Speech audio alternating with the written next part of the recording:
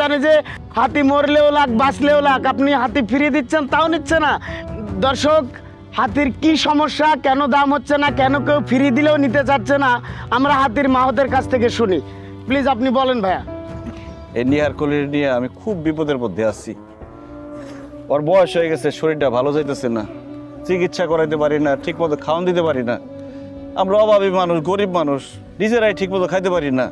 এই হাতিরারে কীভাবে খাওয়ামো কোন?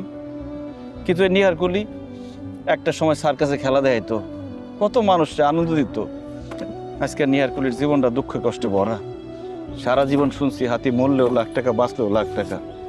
আমার নিহার কলি তো বাইসে আছে, কিন্তু কেউ তো 2 পয়সার দামও হইতেছে না। আমার নিহার কলির কি অপরাধ? ও কই যাইবো, কি খাইবো কোন?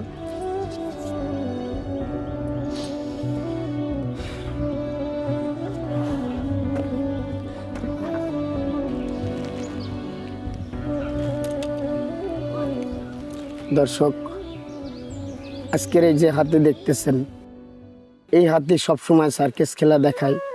এই হাতি দেখার জন্য গ্রামের বিভিন্ন মানুষ দৌড়ে দৌড়ে আসে, তাকে দেখে অনেক আনন্দ পায়, বিনোদন পায়।